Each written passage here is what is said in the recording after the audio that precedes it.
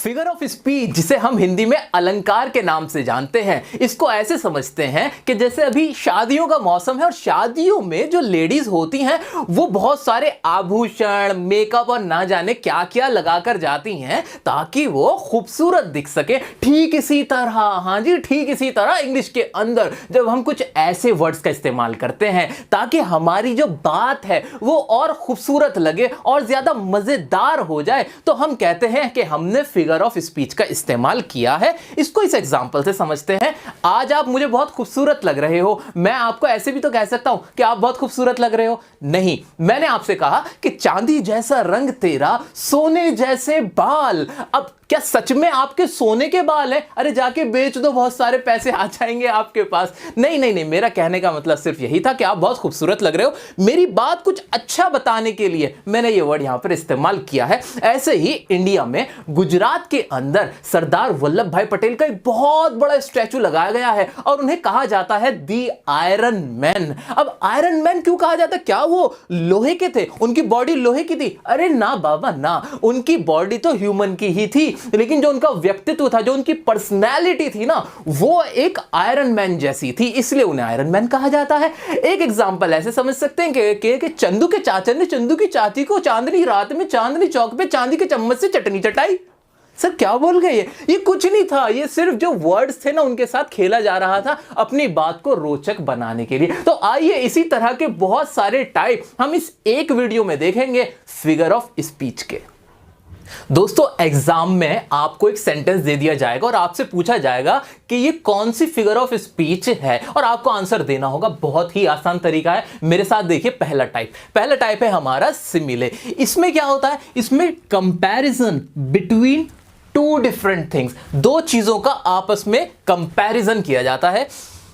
कोयल सी तेरी बोली कुकु कुकु कुकु कुकु कुकु कुकु कुकु, कुछ समझ में आ रहा है? नहीं सर, कुकु कुछ नहीं होता। यहां पे ऐसा नहीं कह रहा कि तुम कोयल की तरह बोलते हो। उसका कहने का मतलब है आप बहुत मीठा बोलते हो, बहुत अच्छा बोलते हो। वैसे मैंने बहुत वाहियात गाया है तो उसको थोड़ा इग्नोर कर देना भाई, कट लगा देना इस पे। अच्छा, सेकंड सेंटेंस है हमारा, पहला तो देखा ही नहीं। एग्जाम्पल है हमारा the great Khali looks as strong as an ox, कि जो ग्रेट खली है ना वो इतना शक्तिशाली है जैसे कि एक ऑक्स। अब क्या ग्रेट खली ऑक्स है, उसको ऑक्स कह दिया? नहीं नहीं नहीं नहीं, दो अलग अलग चीजें। खली अलग, ऑक्स अलग, लेकिन उनका आपस में कंपैरिजन किया जा रहा है उनकी शक्तियों का। ठीक है, तो एक ही एग्जांपल था। एक हमारा है आफ्टर द एग्जामिनेशन, एग्जामिनेशन के बाद student felt as light as a feather. जो एग्जामिनेशन खत्म हुआ तो स्टूडेंट ने इतना हल्का फील किया जैसे कि एक पंख के जितना हल्का फील किया। अच्छा, गौर करने वाली बात यह है कि इसकी पहचान क्या होगी। इंग्लिश के अंदर इसकी पहचान होगी एज या फिर लाइक। एज या लाइक का इस्तेमाल करते हुए कंपैरिजन किया जा रहा होगा। नेक्स्ट सेंटेंस देख लेते हैं हमारा। नेक्स्ट सेंटेंस है हमारा the glow of his face was as bright as sunshine. जो उसके चेहरे की चमक थी ना, वो सूरज की जो रोशनी होती है, सूरज की जो किरणें होती हैं, उतनी चमकदार थी। तो एज यहां पे भी आ गया, एज ब्राइट एज सनशाइन। कि सनशाइन एक अलग है, ग्लो ऑफ हिज फेस एक अलग है। दो अलग अलग चीजों का आपस में कंपैरिजन किया जा रहा है। क्यों किया जा रहा है? अरे वही पुरानी वाली बात, क्या इसलिए किया जा रहा है ताकि हमारी बात मजेदार हो जाए, उसमें एक खूबसूरती आ जाए, इसलिए हम कर रहे हैं ऐसा। आइए नीचे, the young Taimur is as cute as kitten. अब मुझे तो बताने की जरूरत है नहीं कि तैमूर है कौन, सब जानते ही हैं कि सैफ अली खान और करीना कपूर के जो साहबजादे हैं वो है तैमूर। अब वो इतने क्यूट हैं जैसे कि एक किटन। किटन कौन होता है? बिल्ली का बच्चा, बड़ा क्यूट सा होता है ना। ऐसे ही उसकी कंपैरिजन की गई है, किससे? तैमूर से कंपैरिजन की है। बहुत ही आसान सा टाइप था। आइए अब देखते हैं हमारा अगला टाइप। हमारा दूसरा टाइप है मेटाफॉर। मेटाफॉर बिल्कुल सिमिले के ही तरह है। सिमिले में हम क्या कहते हैं कि एक चीज दूसरी चीज की तरह है, लेकिन मेटाफॉर में हम कहते हैं कि वो जो चीज है ना एक, वो बिल्कुल दूसरी ही है। यानी जैसे मैंने आपसे कहा कि राम शेर है, अब मैंने ये नहीं कहा कि राम शेर जैसा है। जब मैं कहूंगा कि राम शेर जैसा है, राम शेर की तरह है, तब तो वो कहलाएगा सिमिले। लेकिन जब मैंने कह दिया राम शेर है, बात ही खत्म। मैंने राम को शेर बना दिया, राम को इंसान से जानवर बना दिया बिल्कुल, तो ये मेरा कहलाएगा मेटाफर। ऐसे मैंने आपको कहा कि तुम ना तुम कोयल हो। अब कोयल, तुम वाकई में कोयल हो गया नहीं, लेकिन फिर भी मैंने आपको कह दिया तुम कोयल हो, तो कोयल जैसे ही मैंने आपको कहा तो ये क्या हो गया, ये हो गया मेटाफोर। और आपने ये गाना तो जरूर सुना ही होगा। तू धूप है झम से बिखर, तू है नदी बेखबर। तो इस गाने में भी हमने देखा कि तू नदी है। अब क्या वाकई में वो नदी है क्या, इंसानियत नदी है वो? नहीं नहीं। तू धूप है, क्या वो धूप है? नहीं। लेकिन कहा यही जा रहा है कि आप धूप की तरह हो बस, लेकिन ये तरह वर्ड जब यूज ना हो तब वो सिमिलर नहीं रहता, वो बन जाता है मेटाफोर। तो एक हल्का सा डिफरेंस था जो हमने देख लिया सिमिलर और मेटाफोर में। आइए इसके और एग्जांपल देख लेते हैं और इसको पूरा अच्छे से क्लियर करते हैं। हमारा एग्जांपल है my teacher is an angel. वाह वाह, क्या एग्जांपल है, बहुत ही अच्छा एग्जांपल है, बड़ा प्यारा एग्जांपल है कि मेरा टीचर क्या है, एक एंजल है, एक फरिश्ता है। तो यहां भी कोई एज का इस्तेमाल नहीं हुआ, कोई लाइक का इस्तेमाल नहीं हुआ, डायरेक्ट कह दिया कि वह एक एंजल है, यानी बहुत ही अच्छे इंसान है। सेकंड क्या है हमारा, you have a heart of gold, कि आपका दिल ना सोने का है। अरे बाबा, अगर सोने का दिल हो जाता तो जिंदा कैसे रहते। लेकिन यहां क्या हुआ है, ये कहा जा रहा है कि उसका दिल बहुत बढ़िया है, बहुत अच्छा दिल है उसका। नेक्स्ट एग्जांपल है मेरा, camel is the ship of the desert. आपने सुना ही होगा कि जो हमारा ऊंट होता है वो रेगिस्तान का जहाज होता है। अब रेगिस्तान का जहाज, ये क्या कह दिया, कुछ नहीं कहा, उसकी कंपैरिजन की गई है, लेकिन एग्जैक्टली वही बता दिया, उसको एग्जैक्टली शिप बता दिया डेजर्ट का, एज का इस्तेमाल नहीं हुआ। दिस क्लास इज अ जू। अब स्कूल में और कॉलेज में ऐसा आपने बहुत बार सुना होगा कि टीचर आते हैं और गुस्से में कहते हैं ये क्लास तो पूरी चिड़ियाघर बनी हुई है, ये क्लास तो बिल्कुल मछली मार्केट बना रखी है तुमने। तो अब वो वाकई में क्या चिड़ियाघर हो जाती है या सब्जी मंडी हो जाती है? नहीं नहीं नहीं, वो कंपैरिजन किया जाता है। तो ये वही एग्जांपल था। तो एग्जाम में कभी भी आपको इस तरह का कोई भी सेंटेंस और आपसे पूछे कि फिगर ऑफ स्पीच बताओ कौन सी है, तो क्या सोचोगे? ना, मेटाफोर लिख देना। अच्छा, हम ये सब क्यों बोल रहे हैं, क्यों हम उसे फरिश्ता बता रहे हैं, क्यों सोने का दिल बना रहे हैं, क्यों रेगिस्तान का जहाज बना रहे हैं, क्यों कर रहे हैं हम ऐसा? हम तो डायरेक्ट भी बोल सकते थे ना कि आप बहुत अच्छे इंसान हो, डायरेक्ट बोल देते। हम ऐसा क्यों नहीं बोल रहे जी? इसलिए नहीं बोल रहे, जैसा कि हमने कॉन्सेप्ट पढ़ा था कि हम अपनी बात को बहुत ज्यादा खूबसूरत, मजेदार या वजनदार बना रहे हैं ताकि हमारी बात का कुछ अलग से मतलब निकल के आए, समझ में ज्यादा आए, इसलिए हम ऐसा कर रहे हैं। दोस्तों, अब हम पढ़ने वाले हैं हमारा अगला टाइप। अगला टाइप तो बहुत ही मजेदार है, इसका नाम है एलिट्रेशन का, और डिक्शनरी में भी अगर इसका मीनिंग देखोगे तो उसमें लिखा हुआ होगा having the same first consonant sound, जिसका मतलब यह है कि इसमें जो सेंटेंस है, सेंटेंस के अंदर जो वर्ड्स होंगे, उन वर्ड्स का ना सभी का जो पहला लेटर होगा वो सेम कॉन्सोनेंट साउंड का होगा। एग्जाम्पल के तौर पे समझते हैं, Peter Piper pick the pack of pickled pepper. If Peter Piper pick the pack of pickled pepper, where the pack of pickled pepper Peter Piper picked. ये क्या था? इसी तरह से a good cook who could cookies as much cookies a good cook could cookies. Sir क्या क्या बोले जा रहे हो? अरे सर यही तो है, यही हमारे टंग ट्विस्टर, जैसे चंदू के चाचा ने चंदू की चाची वाला हमने शुरू में देखा था ना, ये वही है। इस तरह के जो भी सेंटेंस होते हैं वो हमारे कहलाते हैं कौन से? एलिट्रेशन वाले। ठीक है, तो याद रखना है आपको, जब भी इस तरह की आप जुगलबंदी देखो तो वो टाइप हो जाएगा आपका एलिट्रेशन टाइप। आइए एग्जांपल की मदद से इसको और अच्छे से समझ लेते हैं। एग्जांपल है हमारा my dear deer is dear. ये क्या बोल गए, इसका कोई मीनिंग ही नहीं है। अरे सर मीनिंग है, देखो यहां भी ये डी साउंड आया, यहां भी ये डी साउंड आया और यहां भी ये डी साउंड आया, और इसका मतलब होता है कि जो मेरा प्रिय हिरन है ना वो बहुत महंगा है। आपने अपने स्कूल टाइम में जरूर किया होगा या करते होंगे, पूछते होंगे बता इसका मीनिंग क्या है। तो अगर नहीं पूछते तो पूछ लेना।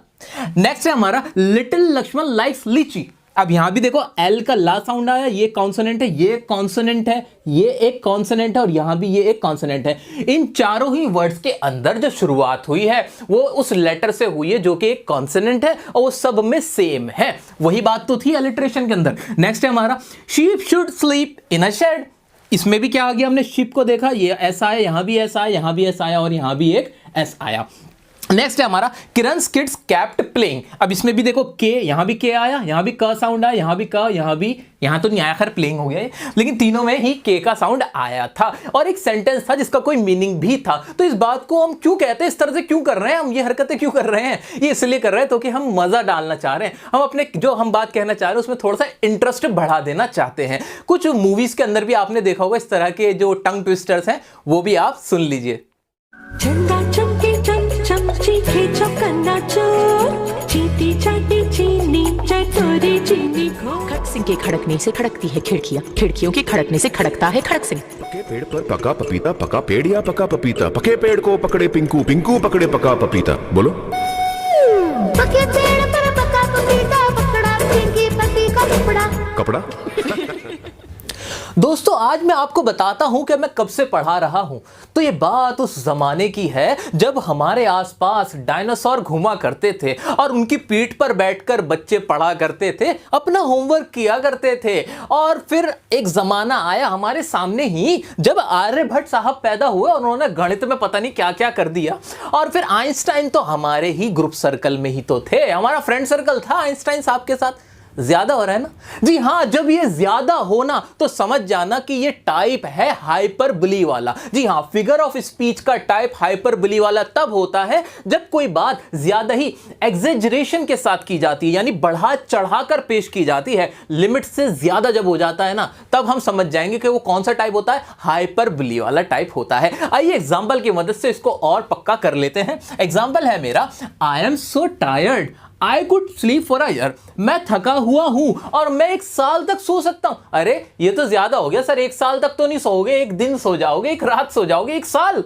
तो जब ये ज्यादा हो जाए ना यहां पे, तब हम समझ जाएंगे क्या कि ये हाइपरबोली टाइप है। आइए नेक्स्ट सेंटेंस क्या है, I have told you 1000 times about this. जैसे कि हमने वीडियो के शुरू में कहा था कि 1000 बार बता चुका हूं। 1000 बार क्या गिनती की नहीं थी आपने? नहीं नहीं नहीं, कहने का मतलब ये मैं बहुत बार बता चुका हूं। लेकिन ये जो 1000 बोल दिया ना, ये कुछ ज्यादा हो गया, एग्जेजरेट कर दिया इसको, इसलिए इसको हम कहेंगे हाइपरबोली टाइप। नेक्स्ट हमारा सेंटेंस है, I would move mountains for her. मैं उसके लिए जो माउंटेन्स है ना उनको हिला दूंगा। अरे भाई जाओ हिला के आओ, जाओ, नहीं नहीं जाओ जल्दी से हिला के आओ, तब हम मानेंगे। तो जब इस तरह की कोई बात कहेगा तो हम कहेंगे वह क्या कर रहा है, वो एग्जेजरेट कर रहा है और उसने अपनी बात में क्या लगाया है, यहां हाइपरबोली लगाया है। नेक्स्ट सेंटेंस है मेरा, my brother is taller than the Qutub Minar. मेरा भाई लंबा है कुतुब मीनार से भी। अरे भाई जाके हाइट नपवा उनकी, वहां लेके जाओ और इन दोनों की कंपैरिजन करो, फिर देखेंगे कौन कितना लंबा है।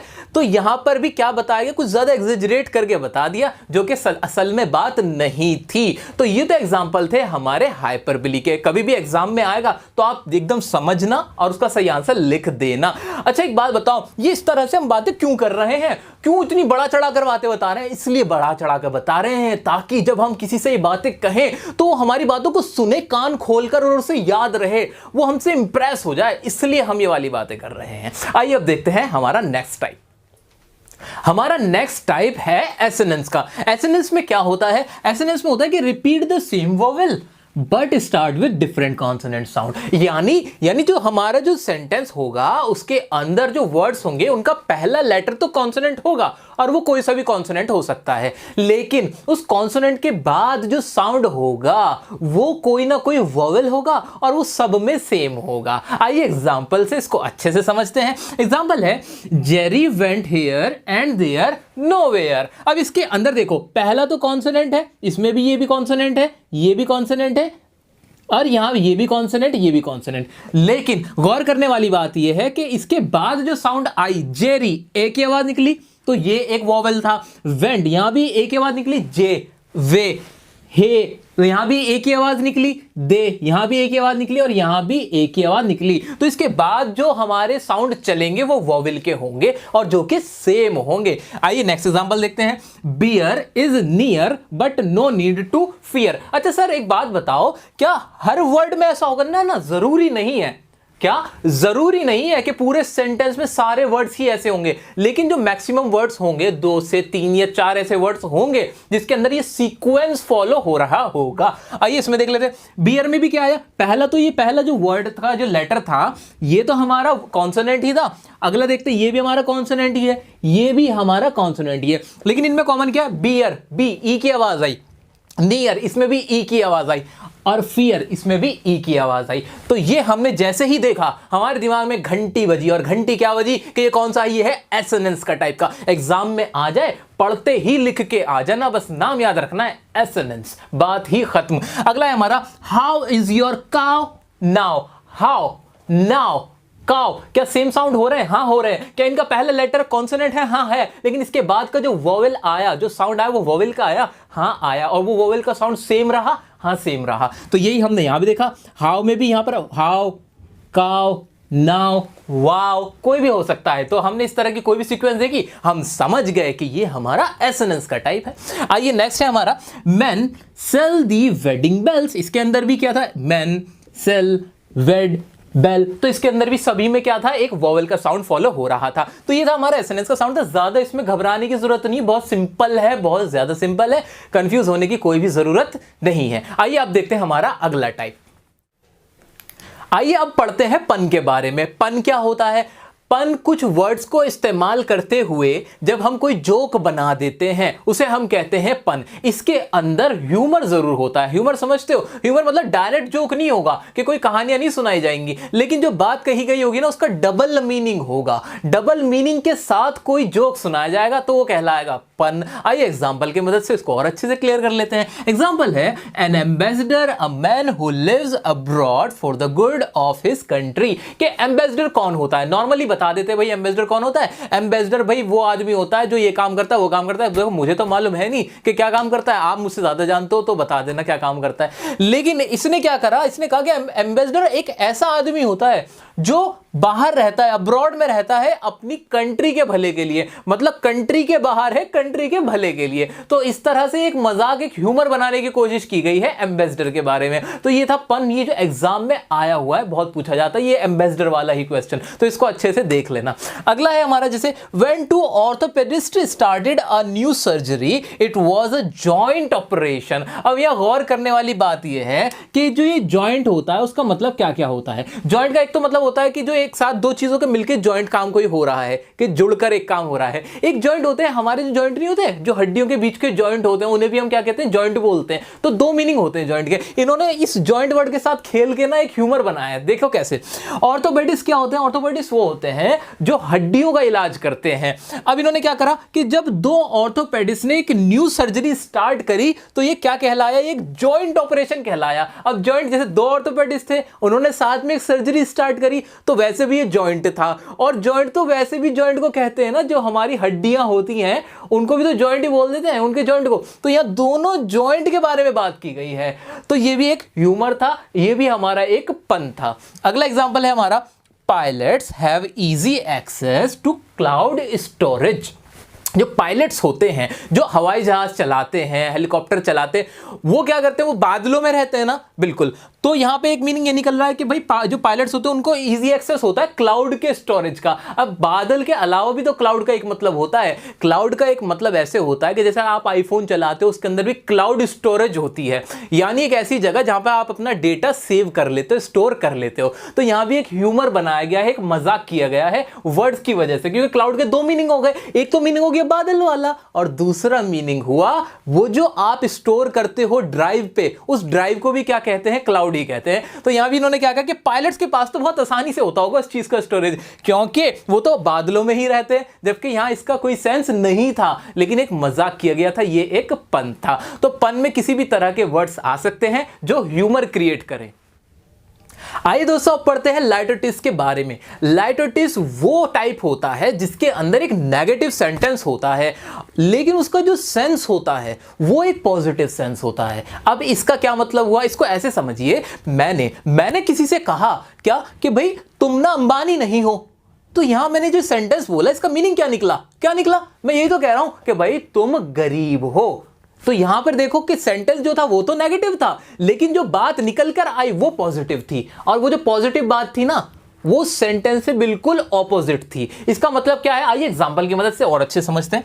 He is not starving, वह भूख से नहीं मर रहा है। ये एक नेगेटिव सेंटेंस है कि नहीं? जी हाँ, ये एक नेगेटिव सेंटेंस है। तो मैं समझ गया कि पहली कंडीशन फुलफिल हो गई। अब दूसरी बात, क्या इसका कोई सेंस निकल रहा है? हाँ, सेंस तो निकल रहा है कि वह भूख से नहीं मर रहा है का मतलब हुआ कि उसका पेट भरा हुआ है। पेट भरा हुआ, भूख से मरना, दोनों आपस में कॉन्ट्राडिक्टरी है कि नहीं? हाँ, ऑपोजिट है कि नहीं? हाँ है। तो यहां पर भी हमें समझ में आ गया कि यहां एक लाइटोटिस का इस्तेमाल किया गया है। आइए नेक्स्ट सेंटेंस देखते हैं। You are not a beauty queen. आप अपनी सिस्टर से कहते हो ना जब वो तैयार हो रही होती है कि आप कोई ब्यूटी क्वीन नहीं हो, ये एक नेगेटिव सेंटेंस बोल देते हो, लेकिन उसी में छिपा हुआ होता है एक पॉजिटिव सेंटेंस। इसका जो सेंस निकल के आता है वो ये निकल के आता है कि भाई तुम बहुत ज्यादा अच्छी नहीं हो, यानी तुम बुरी हो। बुरा ही तो कह रहे हो ना, बुरा ही तो कर रहे हो। तो बुराई करने वाला सेंस क्या था, वो पॉजिटिव था, और जो कि ऑपोजिट था जो आपने बात कही उसके, इसलिए ये क्या होगा, हमारा एक लाइटोटेस होगा। आइए नेक्स्ट सेंटेंस, ये मैं नहीं करूंगा, आप करोगे, देखते हैं।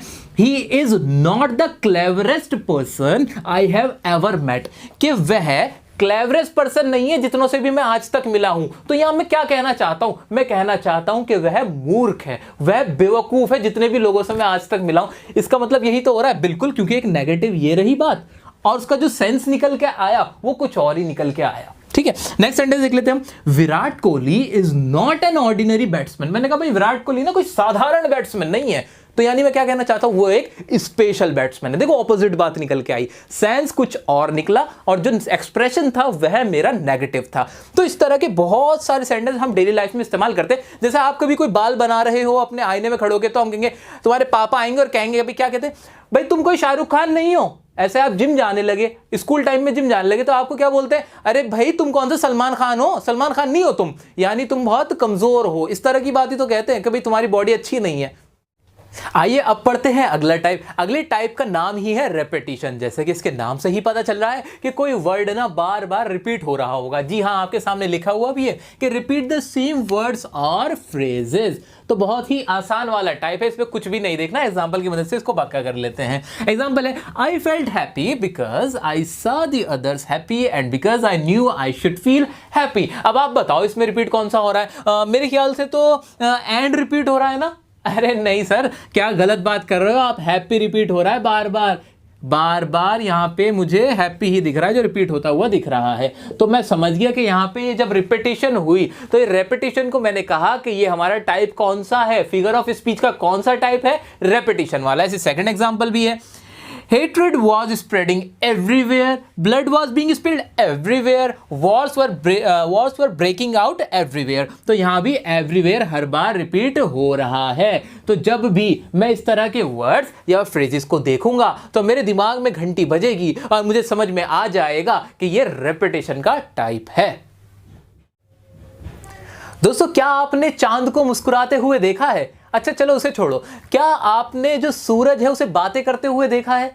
चलो इसे भी छोड़ो, क्या आपने तारों को नाचते हुए देखा है? जी हाँ, आपने नहीं देखा, ना ही मैंने देखा। लेकिन जो पोइट होते हैं, जो आर्ट्स के लोग होते हैं, वो क्या करते हैं, वो इन सारी चीजों को बोल देते हैं। हाँ, अपनी किताबों में, अपनी कविताओं में, अपनी पोएट्री के अंदर वो इन चीजों को बोलते हैं। यानी जो बेजान चीजें हैं उनको भी ऐसे दिखा देना जैसे कि उनमें जान हो, एक ह्यूमन की तरह, एक इंसान के जेस्चर और इमोशन दिखाना किसी बेजान चीज के अंदर, वही कहलाता है पर्सोनिफिकेशन। जी हाँ दोस्तों, बहुत ही प्यारा सा कॉन्सेप्ट है। मुझे उम्मीद है कि अब आपको क्लियर हो गया होगा बिना एग्जाम्पल के ही। लेकिन आइए, फॉर्मेलिटी है, एग्जाम्पल भी कर ही लेते हैं। आपके सामने एग्जाम्पल है, the fire swallowed the entire forest. Swallowed का मतलब होता है निगल जाना। जो आग थी उसने सारा जो जंगल था उसे निगल लिया। अब उसे भूख लग रही थी, आग को आग आई और जो जंगल था उसको पूरा मुंह में रखा और खा गई। ऐसा हुआ क्या? नहीं नहीं नहीं, बिल्कुल नहीं, जरा भी नहीं। ये तो एक कल्पना थी, एक पर्सोनिफिकेशन किया गया था एक इंसान की तरह। जैसे इंसान निगलता है ऐसे ही आग ने निगल लिया क्या, पूरा फॉरेस्ट। तो जब भी इस तरह का सेंटेंस देखो तो समझ जाओ कौन सा है पर्सोनिफिकेशन। अच्छा, हम ऐसा क्यों कर रहे हैं? फिर वही सवाल, हम इसे नॉर्मल भी तो कह सकते थे कि आग ने पूरा जंगल जला डाला। नहीं, ऐसा हमने इसलिए नहीं कहा क्योंकि यही तो हमारी खूबसूरती, हम लैंग्वेज को खूबसूरत बना रहे हैं, वजन डाल रहे हैं, इंटरेस्टिंग बना रहे हैं, इसलिए हम ऐसा कर रहे हैं। तो एग्जाम में कभी भी इस तरह का सेंटेंस आएगा तो आप लिख के आओगे पर्सोनिफिकेशन। आइए नेक्स्ट है हमारा, you should keep working hard, opportunities are knocking at your door. इसका मतलब है कि आपको मेहनत करते रहना चाहिए। जो कामयाब, जो अपॉर्चुनिटीज हैं, जो आपके मौके हैं, वो आपके दरवाजे पे दस्तक दे रहे हैं। तो अपॉर्चुनिटीज आएगी अपने 20 बच्चों के साथ और आपके दरवाजे पे यूं टक टक करेगी, हेलो हाय, ऐसा थोड़ी करेगी। ये तो एक कल्पना है। कहने का मतलब ये है कि अपॉर्चुनिटीज आपके पास आ जाएंगी। तो यहां भी जो अपॉर्चुनिटीज है एक नॉन लिविंग थिंग्स थी, इसके अंदर कोई जान नहीं थी, फिर भी इसको ऐसे दिखाया जैसे कोई इंसान आया और उसने ठक ठक करी है। आइए नेक्स्ट पे चलते हैं। The sun smiled and chased away the angry cloud. इसके अंदर भी सन क्या करा, मुस्कुराया। जैसे ही आगे बढ़ने की जरूरत ही नहीं, जैसे ही सन मुस्कुराया आप भी मुस्कुरा दो और लिख के आ जाओ पर्सोनिफिकेशन। बिल्कुल। नेक्स्ट है हमारा द मून स्माइल्ड, यहां पे मून मुस्कुरा गया। तो ये तो चंद एग्जांपल थे, कॉन्सेप्ट याद रख लो, कॉन्सेप्ट हमें पता चल चुका है। आइए बढ़ते हैं हमारे अगले टाइप की तरफ। दोस्तों आइए अब पढ़ते हैं फिगर ऑफ स्पीच के दो बहुत ही इंटरेस्टिंग से इस्तेमाल, बहुत ज्यादा इंपॉर्टेंट इस्तेमाल है, तो ध्यान से देख लेना। तो पहला है उनमें पैराडॉक्स। पैराडॉक्स क्या होता है, एक स्टेटमेंट है that is contradictory in itself. बस यहीं पर सारी बात समझ में आ गई कि एक स्टेटमेंट होगी जो अपने आप में ही क्या होगी, कॉन्ट्राडिक्टरी। कॉन्ट्राडिक्टरी को हिंदी में बोलते हैं अंतर विरोधी, यानी वो खुद ही कुछ कहेगा और खुद ही उस बात को कहने से मना कर देगा। अब देखते हैं उसको एग्जांपल की मदद से। एग्जांपल है मेरा, you can save money by spending it. अरे ये क्या बात हुई कि आप पैसे बचा सकते हो खर्च करके। अरे जब खर्च करके बचेंगे कैसे, पहले तो कह रहे हो सेव करो और फिर कह रहे हो खर्च करो, तो दोनों आपस में क्या हो गई, बात कॉन्ट्राडिक्टरी हो गई। तो ये पूरी स्टेटमेंट मेरे अपने आप में क्या है, कॉन्ट्राडिक्टरी है। यहां सेव आया या स्पेंड आया, इसलिए हम इसे बोलेंगे पैराडॉक्स। नेक्स्ट है मेरा, this is the beginning of an end, कि ये शुरुआत है एंड की। अब ये भी अपने आप में कॉन्ट्राडिक्टरी हो गया कि भाई ये शुरुआत है एंड की। अरे तो फिर शुरुआत कहां है, तो ये भी अपने आप में कॉन्ट्राडिक्टरी है, तो इसलिए हम इसको बोलेंगे ये हमारा कौन सा टाइप होगा, पैराडॉक्स। एग्जाम में इस तरह की कोई भी स्टेटमेंट दिखे बिना सोचे समझे लिख देना पैराडॉक्स, क्योंकि इसके आसपास हमने अभी तक कुछ ऐसा नहीं पढ़ा है। ये हम पहली बार पढ़ रहे हैं जहां पे कोई ऐसी बात होती है जो अपने आप में ही कॉन्ट्राडिक्टरी है। या कीवर्ड याद रख लेना, कॉन्ट्राडिक्टरी, बार बार बोल रहा हूं। नेक्स्ट है मेरा, the second sentence is false, the first sentence is true. अरे ये क्या बात हुई कि जो सेकंड सेंटेंस है वो मेरा फॉल्स है और जो फर्स्ट सेंटेंस है वो ट्रू है, तो ये तो अपने आप में ही यहां पर भी कॉन्ट्राडिक्टरी बात हो गई है, तो इसलिए ये वाला भी मेरा हो जाएगा पैराडॉक्स। नेक्स्ट है मेरा, here are the rules, ignore all the rules. ये रूल्स हैं कि सारे रूल्स इग्नोर कर दो। अब फिर वही वाली बात, अरे फिर रूल्स कहां पर हैं, तो ये भी अपने आप में क्या थी, कॉन्ट्राडिक्टरी बात थी, जिसे समझने के लिए आपको अपने दिमाग पे बहुत ज्यादा जोर देना पड़ रहा है। ये क्यों किया जा रहा है, ये सिर्फ इसलिए किया जा रहा है कि आपके माइंड से खेलने वाली बात है और कुछ नहीं है। मतलब सीधे तौर पे भी आप कह सकते थे कि कोई रूल्स नहीं फॉलो करना है, लेकिन आपने क्या कहा, हियर आर द रूल्स, जैसे कि कोई रूल है। असल में तो कोई रूल था ही नहीं, क्योंकि इग्नोर ऑल द रूल्स। तो ये सारी बातें जो अलग अलग तरीके से हम कह रहे हैं वो कहलाएंगे हमारी पैराडॉक्स। लेकिन ये सब कर क्यों रहे हो, क्यों इतना दिमाग पे जोर डलवा रहे हो? कभी कहते हो कि किसी से कंपैरिजन कर लो, कभी कहते हो कि कोई शेर है। अरे ये सब क्यों कर रहे हैं हम इसलिए कर रहे हैं ताकि हमारी जो बात है उसमें खूबसूरती बढ़ जाए, उसे ब्यूटीफुल बनाने के लिए, उसको अटेंटिव बनाने के लिए, उसको बहुत ज्यादा एम्फेसाइज करने के लिए हम ये सब कर रहे हैं। इसीलिए हम इसको बोलते हैं फिगर ऑफ स्पीच।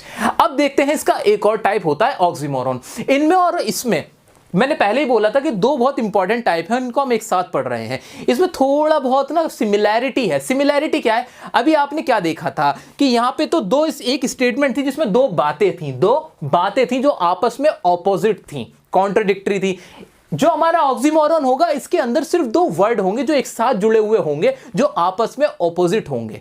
तो तब भी वर्ड आप जब भी देखोगे ना, दो वर्ड जो आपस में ऑपोजिट है, तो आप समझ जाना वो होगा हमारा ऑक्सीमोरॉन। अब एग्जांपल के तौर पे जैसे कि the comedian was seriously funny. अरे सीरियस मतलब तो होता है बड़ा गंभीर, फनी मतलब होता है बड़ा मजाकिया। अब कोई कॉमेडियन था वो बड़ा गंभीर तौर पे फनी था, ना ना ना ना, यहां पे सीरियसली वर्ड यूज तो किया गया है, लेकिन ये डबल मीनिंग डाला गया जानबूझकर।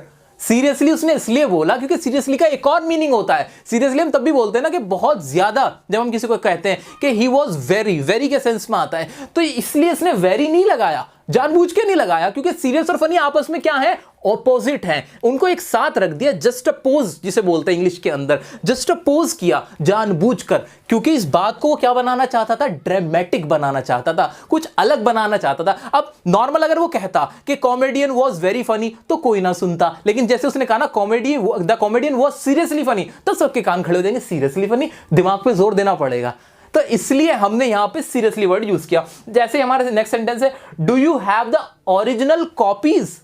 अब नॉर्मल आप समझ गए कि कहने वाला क्या कहना चाहता है, कि आपके पास ओरिजिनल कॉपीज हैं, लेकिन सोचने वाली बात है, ओरिजिनल मतलब होता है असली, कॉपी मतलब होता है कि उसकी नकल की हुई। तो आप क्या कहना चाहते हो, लेकिन असल में तो ये कहना चाहता है ना कि क्या आपके पास ओरिजिनल पेपर्स हैं कि नहीं, वो ऐसे बोलना चाहता है। लेकिन यहां पे जानबूझकर कॉपी का इस्तेमाल किया गया है, क्योंकि ओरिजिनल कॉपी आपस में क्या है, ऑपोजिट वर्ड्स हैं। तो जब इस तरह के वर्ड्स मैं बार बार जोर दे रहा हूं, इस तरह के जब वर्ड्स आपस में आपको दिखे, ऑपोजिट हो और इस्तेमाल किए जाए तो वो तो होगा हमारे ऑक्सीमोरन, वो तो ऑक्सीमोरन है। लेकिन जब पूरी पूरी जो हमारी स्टेटमेंट है, उस स्टेटमेंट के अंदर जो दो बातें हों जो आपस में ऑपोजिट हो, वो कहलाएगा हमारा पैराडॉक्स। तो इसमें बहुत हल्का सा एक डिफरेंस था जो मैंने आपको बता दिया, कंफ्यूजन वाली कोई बात है ही नहीं। अभी आपकी स्क्रीन पे कुछ और एग्जांपल भी मैंने दे दिए हैं ऑक्सीमोरन के, ताकि आपको क्लियर हो जाए। मुझे उम्मीद है आप इसमें हो गए होंगे चैंपियन। अब आगे बढ़ते हैं हम अपने अगले टाइप की तरफ। दोस्तों आइए अब बात करते हैं क्लाइमेक्स की। जी हाँ दोस्तों, अब इस वीडियो का भी क्लाइमेक्स होने ही वाला है। तो क्लाइमेक्स के टाइप में क्या होता है, इसमें क्या होता है, पढ़ लेते हैं। Series of idea in an ascending order. कि सीरीज होगी, एक सीरीज होगी आइडियाज की, यानी वर्ड्स होंगे कुछ, वो असेंडिंग ऑर्डर में लगे हुए होंगे। इसको एग्जाम्पल की मदद से अच्छे से समझते हैं, कहना क्या चाह रहा है। एग्जाम्पल है मेरा लाइफ, फिर कॉमा लगा, लिबर्टी आजादी, फिर कॉमा तो नहीं लगा, एंड लगा, and the pursuit of happiness, खुशियों की तलाश। तो देखो पहले जीवन होगा, लाइफ होगी, उसके बाद फिर क्या, आप आजादी ढूंढोगे, लिबर्टी ढूंढोगे, और उसके बाद खुशियों की तलाश करोगे। तो ये एक आइडिया था, एक सोच थी, एक विचार था जो असेंडिंग ऑर्डर में चला, कि पहले ये आया, फिर ये, फिर ये। तो इस तरह का अगर आपको सेंटेंस दिखे तो आप कहना है कि ये कौन सा टाइप है फिगर ऑफ स्पीच का। जी हाँ, ये है क्लाइमेक्स का टाइप। ऐसी सेकंड हमारा एग्जांपल है लुक, देखो, क्या, उसके बाद अप इन द स्काई, आसमान में देखो। तो पहले ये चला, फिर आगे बढ़ा, ये एक आइडिया दिया जा रहा है, एक विचार है, आगे बढ़िए। इट्स अ बर्ड, ये एक बर्ड है, फिर और ऊपर देखा, फिर क्या देखा, इट्स अ प्लेन, ये एक प्लेन है। तो ऐसे ही असेंडिंग ऑर्डर में बातें चली हैं, और ये एक आइडिया है, ये एक विचार है, एक थॉट है। तो ये भी हमारा हो जाएगा क्लाइमेक्स का एक एग्जाम्पल। नेक्स्ट है हमारा ही केम, वह आया, फिर क्या किया उसने, फिर क्या किया, ही फॉट, उसने लड़ाई लड़ी, ही फॉट, उसके बाद क्या, ही कॉन्कर्ड, और उसने विजय हासिल करी। तो अगर पहले ही आके क्या वो जीत लेता तो मैं कहूं कि नहीं, पहले वो जीता, फिर उसने लड़ाई लड़ी और फिर वो आया, नहीं ना। तो ये एक आइडिया था, एक बात बताई गई है आपको जो एक सीरीज वाइज चली है। तो जब ये असेंडिंग ऑर्डर में हो और इंपॉर्टेंस वाइज होती है ये, कि पहले छोटी चीज आई, कम इंपॉर्टेंस वाली, फिर उससे ज्यादा इंपॉर्टेंस वाली, और लास्ट में सबसे ज्यादा इंपॉर्टेंस। इस वाले एग्जांपल में देखो, वो जीता, सबसे इंपॉर्टेंट वाली बात तो यही थी ना, सबसे इंपॉर्टेंट ये चीज थी, तो ये सबसे लास्ट में आई। तो ये हमारी पूरी सीरीज कहलाएगी। इस तरह से कॉमे लग लग के कोई भी सीरीज होगी वो होगी हमारी क्या, क्लाइमेक्स। आइए अब देखते हैं एंटी क्लाइमेक्स। क्लाइमेक्स का उल्टा एंटी क्लाइमेक्स हो जाता है, यानी ये एक ऐसी सीरीज होगी जिसमें असेंडिंग ऑर्डर नहीं होगा, वही मैथ वाला आ जाओ, डिसेंडिंग ऑर्डर होगा। यानी सबसे इंपॉर्टेंट चीज पहले आएगी, उसके बाद उससे कम इंपॉर्टेंट जो होगी, और फिर सबसे लास्ट में उससे सबसे जो लीस्ट इंपॉर्टेंट होगी वो चीज यहां पे आ जाएगी। आइए देखते हैं, लिखा हुआ तो यही है। एग्जाम्पल देख लेते हैं, ही लॉस हिज फैमिली, उसने अपनी फैमिली को खोया। सबसे इंपॉर्टेंट चीज क्या होती है लाइफ में, फैमिली तो होती है, आपके मेरे परिवार ही तो सबसे इंपॉर्टेंट है। आइए नेक्स्ट, हिज कार, फिर उसके कार, कम इंपॉर्टेंट है, ठीक है।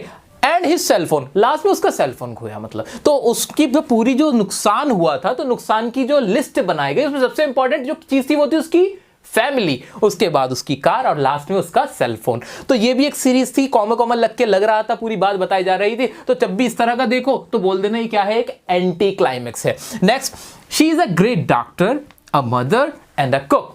वे एक ग्रेट डॉक्टर है, सबसे इंपॉर्टेंट बात क्या, वे एक डॉक्टर है। उसके फिर कम इंपॉर्टेंट बात क्या हो गई कि वे एक मदर है, और लास्ट में एंड अ कुक, एक कुक है। तो ये बहुत ही नॉर्मल से थे, इनमें बहुत लंबे चौड़े कोई कॉन्सेप्ट थे नहीं। तो हमने यहाँ क्लाइमेक्स किया, यहाँ एंटी क्लाइमेक्स किया। अब एक छोटा सा एक और टाइप है, उसको भी डिस्कस कर लेते हैं। एक टाइप होता है दोस्तों इमेजरी के नाम से। इमेजरी का मतलब ही क्या होता है कि आप किसी के साउंड से या किसी के कलर से या टेस्ट से, मैंने क्या कहा, साउंड, कलर या टेस्ट, इस तरह की कोई भी चीज से दिमाग में कोई अगर इमेज बना लेते हो। यानी मैंने आपसे एग्जांपल में कहा कि एक बच्चा बहुत रो रहा है, बहुत चीख चीख के रो रहा है, तो अब जैसे चीखने की आवाज सुनी ना मैंने, तो मेरे दिमाग में कैरेक्टर स्केच बन गया कि कोई रोता हुआ बच्चा। ऐसे मैंने कहा जो आइसक्रीम थी ना वो बहुत ठंडी थी, अब ठंडा सोच से मेरे दिमाग में, मेरे मुंह में क्या, एक ठंडापन आ गया, मेरे दिमाग में आ गई एक ठंडी ठंडी आइसक्रीम।